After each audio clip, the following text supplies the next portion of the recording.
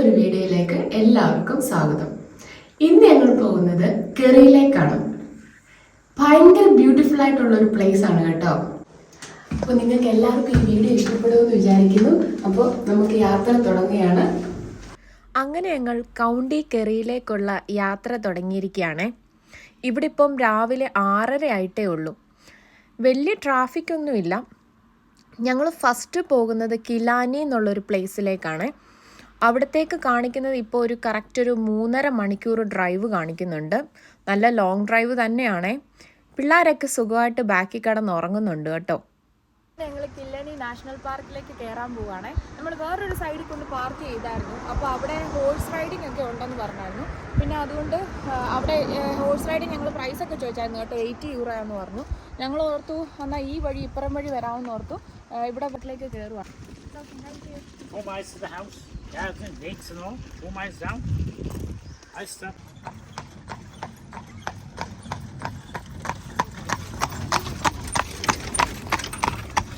അങ്ങനെ ഞങ്ങൾ കിലാനി നാഷണൽ പാർക്കിലേക്ക് നടക്കുകയാണ് കേട്ടോ.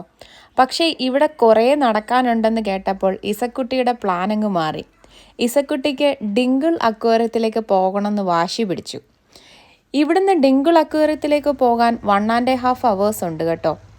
പക്ഷേ അങ്ങനെ പോയാൽ ഞങ്ങൾക്ക് കിലാനി ഫുള്ള് മിസ്സാവും. അതുകൊണ്ട് ഇവിടെ അടുത്ത് തന്നെ ഒരു ടോർക്ക് വാട്ടർഫോൾസ് ഉണ്ട്. അങ്ങനെ ഞങ്ങൾ ടോർക്ക് വാട്ടർഫോൾസിലേക്ക് പോകാമെന്ന് തീരുമാനിച്ചു. അങ്ങനെ ഞങ്ങൾ ടോർക്ക് വാട്ടർഫോൾസിലേക്ക് കയറുകയാണ് കേട്ടോ. ഇവിടെ കാർ പാർക്കിംഗ് ഒക്കെ ഉണ്ട്. ഇവിടെ ഈ സൈഡിൽ തന്നെ ടോയ്ലറ്റ്സും ഒക്കെ കൊടുത്തിട്ടുണ്ട് കേട്ടോ. അങ്ങനെ മേളിൽ നിന്ന് ഒഴുകി വരുന്ന വെള്ളം ഇവിടെ വന്ന് നിൽക്കുന്ന ആ ഒരു സീനാണ് ഇപ്പം കാണുന്നത്. നല്ല രസമാണ് ആ ഒഴുകി വരുന്ന വെള്ളം താഴേക്ക് വീഴുന്നത് കാണാൻ. കുറച്ച് നേരം ഞങ്ങൾ ഇവിടെ ടൈം സ്പെൻഡ് ചെയ്തു കേട്ടോ. പിള്ളേരാണെങ്കിലും ഇവർക്ക് ഇവിടെ ഭയങ്കരമായിട്ട് ഇഷ്ടപ്പെട്ടു. അവിടെ കുറച്ച് നേരം പിള്ളേർ കളിച്ചിട്ട് ഞങ്ങൾ മേളിലോട്ട് പോകാമെന്ന് വിചാരിച്ചു. ഇവിടുന്ന് ജസ്റ്റ് 5 minutes വോക്കേ ഉള്ളൂ കേട്ടോ മേളിലോട്ട് പോകാനായിട്ട്. അങ്ങനെ ഞങ്ങൾ മേളിലോട്ട് പോകാൻ തീരുമാനിച്ചു. മാളൂസ് ആണെങ്കിൽ പ്രാം എടുക്കാൻ സമ്മതിച്ചുമില്ല, നടക്കത്തുമില്ല.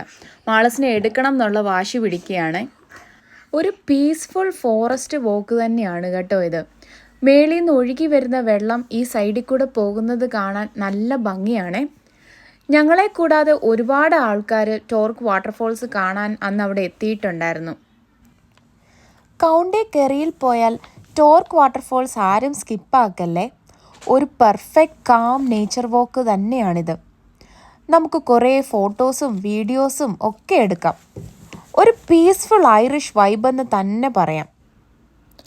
ഞങ്ങളിപ്പോൾ ഒരു ഫ്യൂ സെക്കൻഡ്സിനുള്ളിൽ വാട്ടർഫോൾസിൻ്റെ മുകളിലെത്തും കേട്ടോ. അതിനു മുമ്പിലുള്ള ഒരു വ്യൂ തന്നെ ഭയങ്കര ബ്യൂട്ടിഫുൾ ആണ്. ഇവിടെ നിന്ന് നോക്കിയിട്ട് മുകളിൽ നല്ല റഷ് ഉണ്ടെന്ന് തോന്നുന്നു. എനിവേ നമുക്ക് അങ്ങോട്ട് പോയി നോക്കാം.